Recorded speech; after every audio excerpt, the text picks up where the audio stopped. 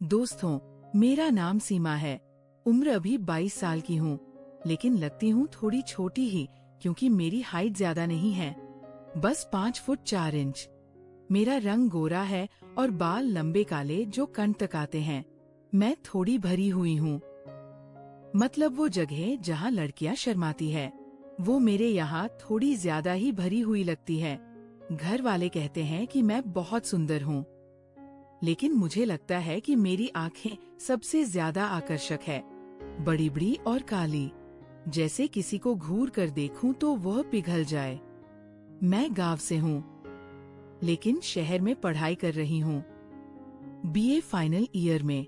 घर में सब मुझे प्यार से सीमा दीदी कहते हैं, लेकिन छोटी बहनें तो मुझे छेड़ती रहती है कि दीदी तुम्हारी कमर इतनी पतली है कि कोई पकड़ ले तो टूट जाएगी। वो सब मजाक करती है, लेकिन मुझे पता है कि लड़के मेरी तरफ तिरछी नजर से देखते हैं तो उनकी नजरें कहाँ-कहाँ घूमती है। मैं सब जानती हूँ। आज मैं तुम्हें अपनी एक कहानी सुनाने वाली हूँ, जो मेरे जीजा जी और मेरी है। जी हाँ, जीजा और साली की कहानी, लेकिन वैसी नहीं जैसी तुम सोच रहे हो। ये कहानी थोड़ी अलग है, धीरे धीरे बताऊंगी, क्योंकि यह कोई जल्दबाजी वाली बात नहीं है। तो चलो शुरू करते हैं आराम से, जैसे घर में बैठकर चाय पीते हुए कोई किस्सा सुना रहा हो। बात उस दिन की है जब मेरी दीदी की शादी हुई थी। दीदी का नाम राधा है, वह मुझसे 4 साल बड़ी है। शादी बड़े धूमधाम से हुई गांव में ही, क्योंकि हमारा परिवार पेंडू टाइप का है, सब खेत खलिहान वाले। जीजा जी का नाम राहुल है, वो शहर में जॉब करते हैं, इंजीनियर है, लेकिन गांव आते जाते रहते हैं। शादी के दिन मैंने पहली बार जीजा जी को ठीक से देखा। वह लंबे हैं, गोरे और चेहरे पर हल्की दाढ़ी, जिससे वह और भी ज्यादा हॉट लगते हैं। मैंने सोचा वाह, दीदी की किस्मत अच्छी है। शादी के बाद जब विदाई हुई तो दीदी रो रही थी और जीजा जी मुझे देखकर मुस्कुरा रहे थे। उन्होंने कहा, साली साहिबा, अब तुम्हारी बारी है, जल्दी से कोई अच्छा लड़का ढूंढो। मैंने शर्माते हुए कहा, जीजा जी, अभी तो पढ़ाई है, आप दीदी को संभालो पहले। वो हंस दिए और उनकी हंसी में कुछ ऐसा था कि मुझे लगा यह आदमी थोड़ा मजाकिया है, लेकिन उस वक्त तो बस शादी का माहौल था, सब हंस खेल रहे थे। शादी के 2 हफ्ते बाद जीजाजी दीदी को लेकर हमारे घर आए। हमारा घर गांव में है, बड़ा सा, जहाँ सब साथ रहते हैं। माँ ने कहा, बेटा राहुल, अब तुम्हारा घर भी यही है, जब मन करे आ जाओ। जीजा जी ने कहा, जी माँ जी, अब तो सीमा भी अपनी साली है, उसे भी देखना पड़ेगा। मैं किचन में थी, चाय बना रही थी, सुनकर मुस्कुरा दी। शाम को सब बैठे बातें कर रहे थे। दीदी जीजा जी के बगल में बैठी थी।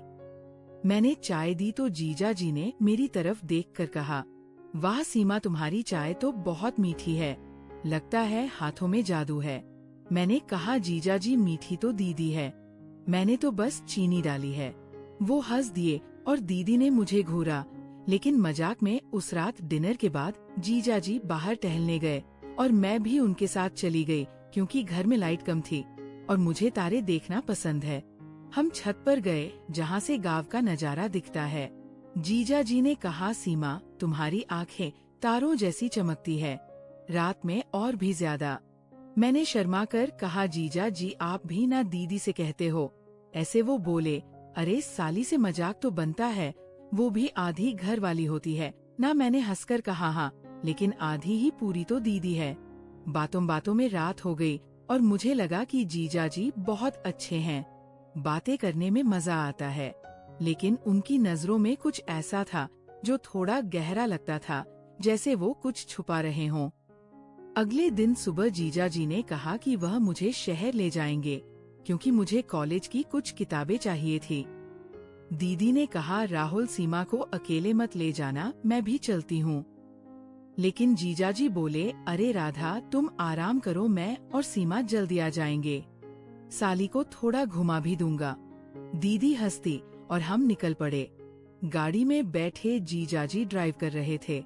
रास्ते में उन्होंने कहा, सीमा, मैंने कहा, जीजा जी आप भी ना, मैं तो मजबूत हूँ, गांव की लड़की हूँ। वो बोले, हाँ मजबूत तो लगती हो, लेकिन नाजुक भी। उनकी बातों में मुझे कुछ अलग ही महसूस हो रहा था, लेकिन मैंने इग्नोर किया। शहर पहुँचे, किताबें ली। फिर जीजा जी ने कहा, चलो थोड़ा आइसक्रीम खाते हैं। हम एक पार्क में बैठे आइसक्रीम खा रहे थे। जीजा जी ने मेरी आइसक्रीम की तरफ देखकर कहा, तुम्हारी जीभ पर लगी है, साफ करो। मैंने शर्माकर साफ किया और वह मुस्कुरा रहे थे।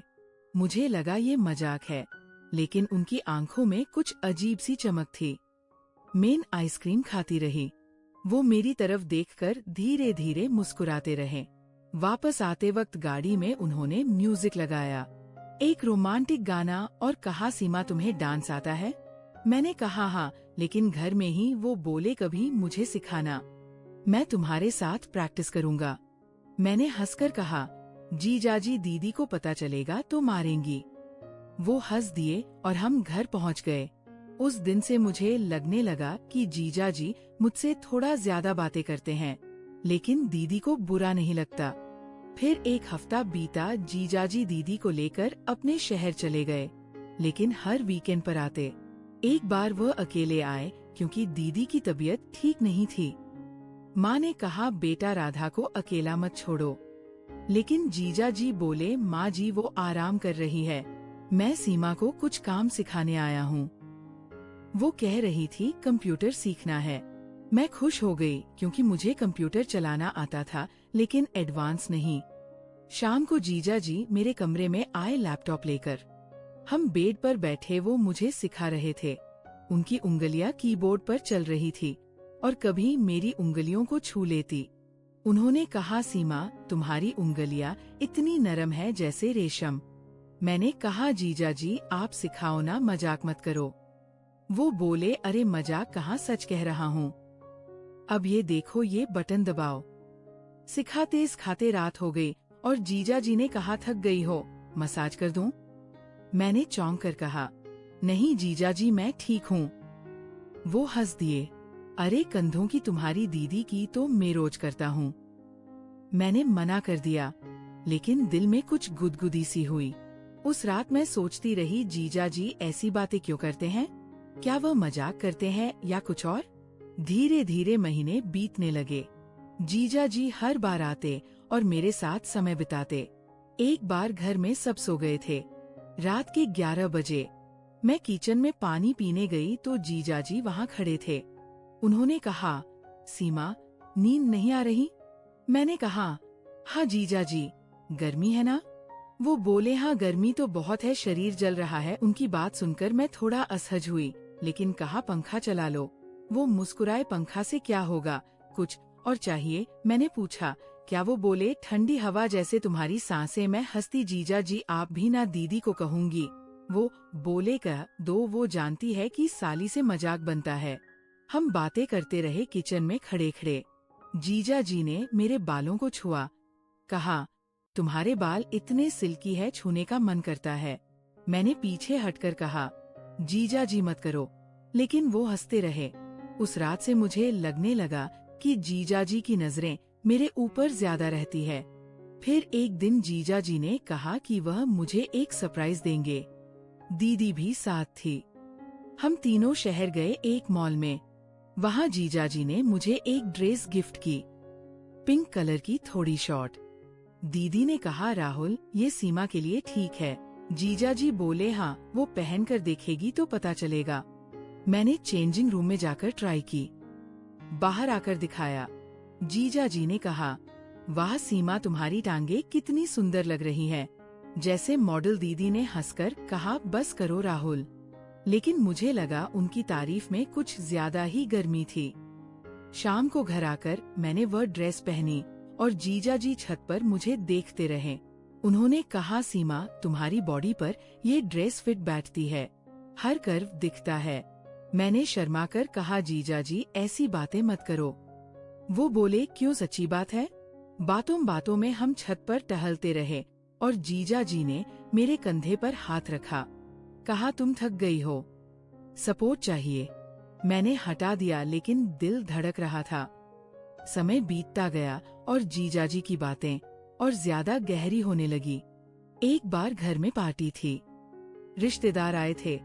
जीजा जी ने मुझे डांस के लिए कहा। हम सब डांस कर रहे थे और जीजा जी मेरे करीब आ गए। उनकी कमर मेरी कमर से छू रही थी और उन्होंने कान में कहा, सीमा तुम्हारी बॉडी इतनी हॉट है, डांस में और गर्मी लग रही है। मैंने दूर हटकर कहा, जीजा जी सब देख रहे हैं। वो हंस दिए। अरे मजाक है। लेकिन मुझे लगता था कि मजाक के पीछे कुछ है। दीदी को मैंने बताया तो वो बोली, अरे सीमा राहुल ऐसे ही है, वो तुझे छेड़ता है क्योंकि तू उसकी पसंदीदा साली है।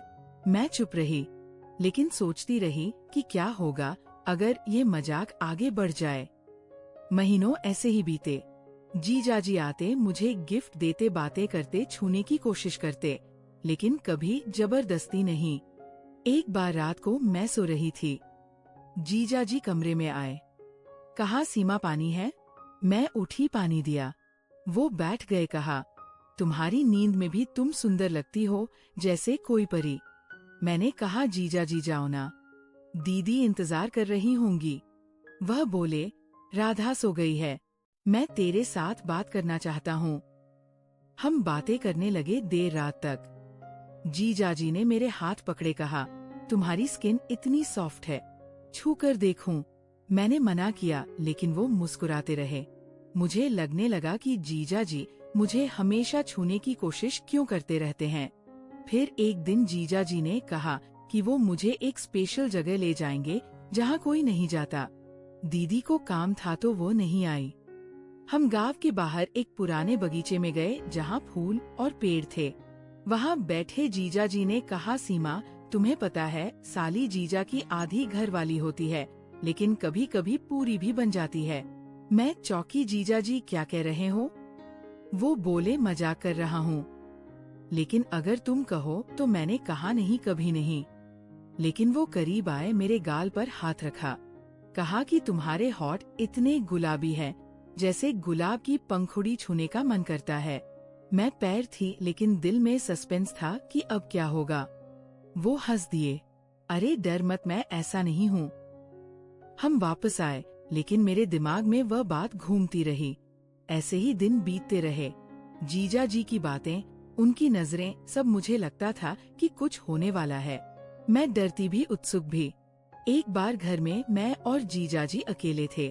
उन्होंने मुझे टच किया और कहा, सीमा तुम मेरी फेवरेट हो। उनका बॉडी टच मुझे फील हुआ, लेकिन वो रुक गए।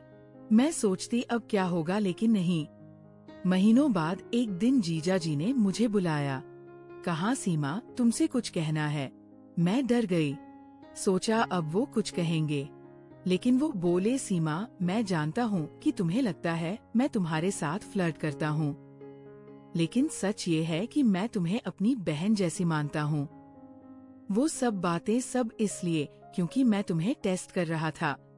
दरअसल मुझे पता चला था कि गांव में एक लड़का तुम्हारा पीछा कर रहा है जो गलत टाइप का है।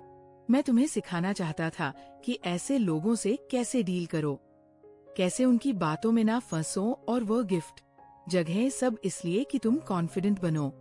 लेकिन अब मैं तुम्हें बताना चाहता हूँ कि मैंने तुम्हारे लिए एक अच्छा लड़का ढूंढा है जो तुम्हारी पढ़ाई पूरी होने के बाद शादी के लिए तैयार है, और दीदी को सब पता है। मैं हैरान रह गई।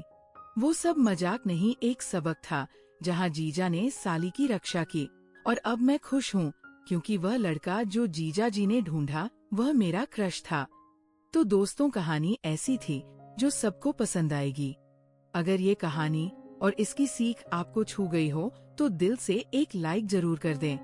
चैनल को सब्सक्राइब कर लें ताकि ऐसी और सच्ची सी लगने वाली, दिल को छूने वाली कहानियाँ आप तक सबसे पहले पहुँचे। अपने दोस्तों, रिश्तेदारों के साथ शेयर करें क्योंकि शायद किसी को आज यही मैसेज चाहिए हो। और कमेंट में जरूर बताइए आपके लिए जिंदगी में सबसे जरूरी क्या है, पैसा या प्यार। धन्यवाद। फिर मिलते हैं एक नई कहानी के